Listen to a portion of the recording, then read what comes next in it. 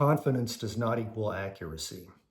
Many people equate seeing a person that's very confident in what they're saying, that seems like they have a lot of conviction, with this person obviously must be correct, they must be right, but that's not always the case.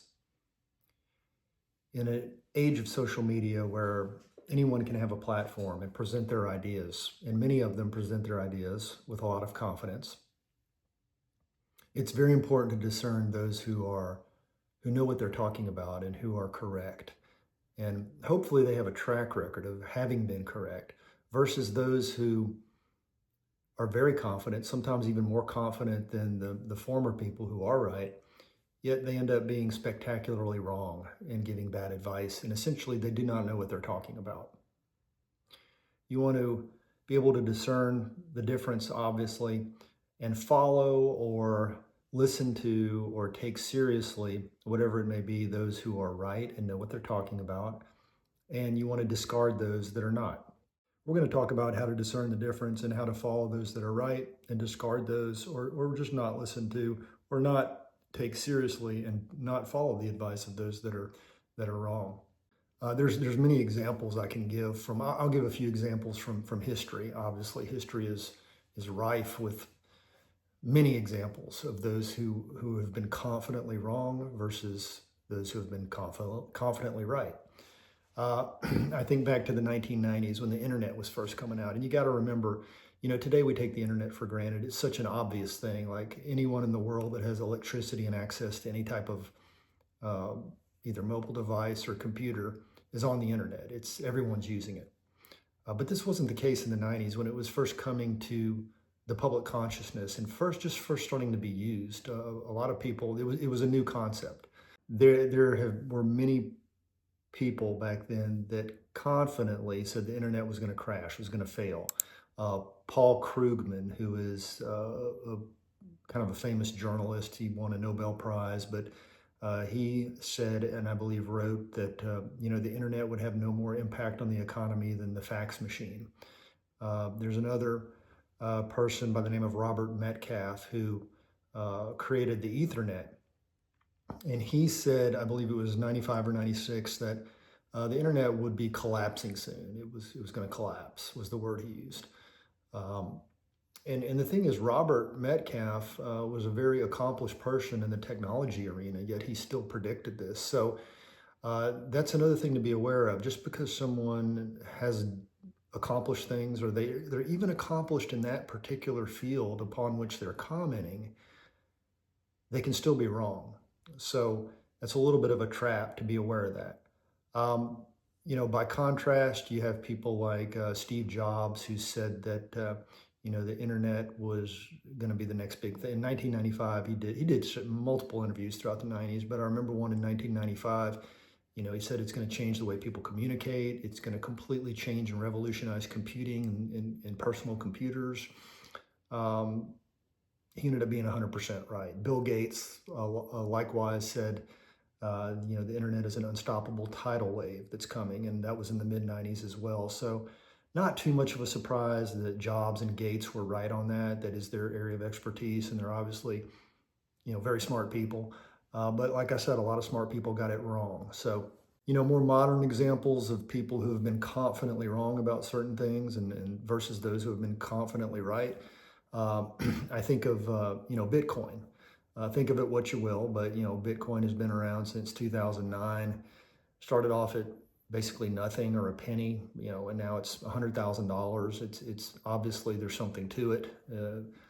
It's gone up in price, and for many, many years, Peter Schiff, he might have started sometime in the mid-2010s.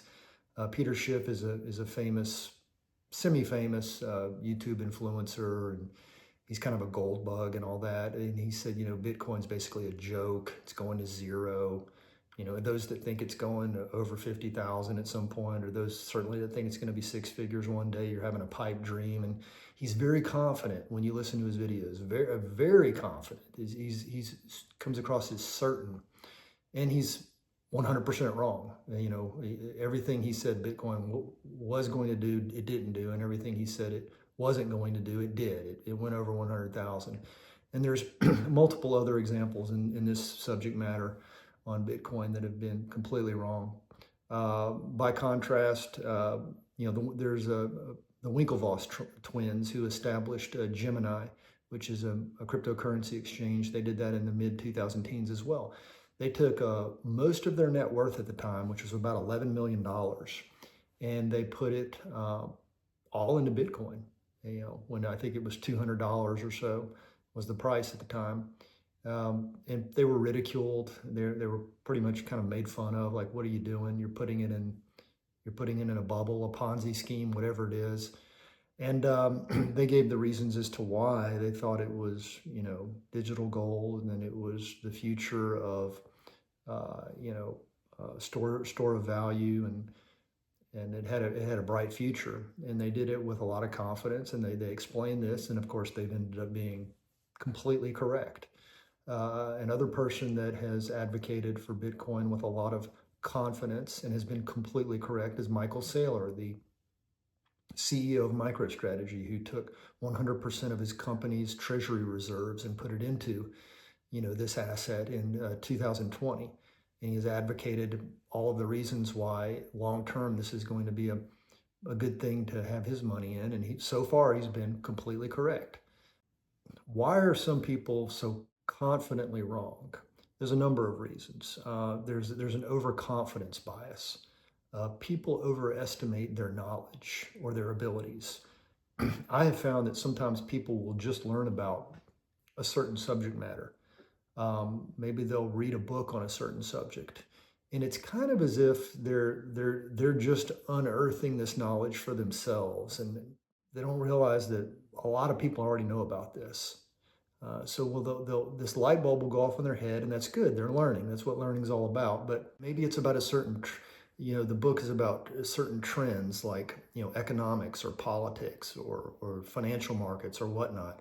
So they will go out and they will start making predictions based on having just read the book, based on just having learned this knowledge that's new to them.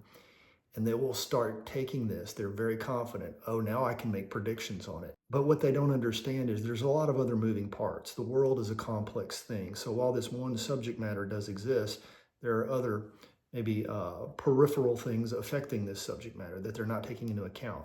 Maybe they're just a young person that hasn't lived long enough, or they could be an older person that doesn't have a lot of wisdom and understanding of the world at large. And so they're not thinking of these other factors and things. They have overconfidence. They overestimate their knowledge and abilities. Echo chambers is another thing. They're only around people who are saying the same things they're saying. The election we just had in 2024, the presidential election, I think a lot of these people that were predicting a landslide for the Democrat candidate to win the presidency, they were in their own echo chambers. They were just at their news agencies where everyone was saying the same thing. There's no way that the Republican candidate can win. Here's all the reasons that the Democrat candidate will win. And these were just echo chambers. And they ended up eating a lot of crow. They were spectacularly wrong. And you can even watch,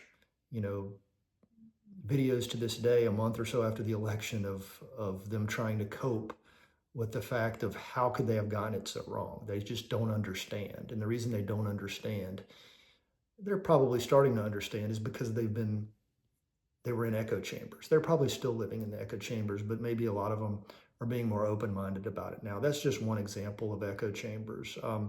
Another one is emotional investment. A lot of people's confidence stems from the personal stakes rather than objective analysis. They have something vested personally in their opinion being correct, and they cannot abide any other outcome. And since they cannot abide any other outcome, in some way in their brain, mentally, they discard any other possibility, and they only stick with what their prediction is. Damn the torpedoes, they stick with what their prediction is, nothing else. Maybe this is what was going on with Peter Schiff. He was a gold bug. He sells, he's got a gold, he sells precious metals. That's his business. So maybe he could not abide the fact that there would be a competing asset for people to put their money in besides precious metals. I don't know. So you got to be able to identify those who are consistently correct. One of the most obvious ways to do this is just to, if you can, if someone has it, look at their track record. Maybe you're considering following a YouTube influencer that is in some arena, such as economics or politics or predicting, moves in the financial markets or what have you. Go watch their old videos. Go read any old posts they have. Maybe they've got posts on X or other places online, and see what they said 6 months ago. See what they said a year ago. See what they said going back, and kind of compare it to how reality actually played out. Were they more or less right, or were they wrong? If they're right, and if they're more or less consistently right than wrong, they may be someone worth listening to. And then you can follow them from this point forward too. You go back and look at their track record, and then you can kind of tentatively follow them from this point forward for a while, and watch if what they say ends up being with how things play out. And if it does, you've got someone maybe worth listening to, maybe someone you can get some value from, that you can incorporate into your own goals for life. Kind of a consultant, if you will, not someone you're talking to directly, certainly, but someone who you can listen to and get ideas, and you can hear about things that you have more faith that they're correct, and they will be correct because they have been correct. Obviously, the same goes for people who are confidently wrong. Go back and watch their old stuff, or look at their old posts they put out. Look at what they do from here going forward when you first identify them. Are they wrong? Discard them, or at least if you listen to them, don't take what they take too seriously. Another thing to be aware of is I have noticed that influencers or people that write online or do YouTube videos online often can have a lot of followers, over 100,000 in many cases, and have a big following, but those people can still be consistently wrong. And for whatever reason, they just continue to have a big following. I think it has to do with the fact that they're interesting to listen to. They probably have charisma. They're interesting to watch. And I think a lot of it's turnover, maybe. A lot of it is just new people. Success kind of begets success, at least from a getting an audience standpoint. So perhaps they've got 100,000 or 200,000 or however many followers, and other people see this and kind of, so they end up on a lot of searches, and they just get all these new followers all the time that are just first hearing them, and maybe people that have been there long enough that realize they don't know what they're talking about or falling off, but it's just a replacement thing going on. I don't know, but the thing to just keep in mind is there are a lot of influencers that have a lot of followers that are probably someone whose advice you don't want to take seriously. Who do you think's been consistently right and consistently wrong? People that you've followed. I've got my list.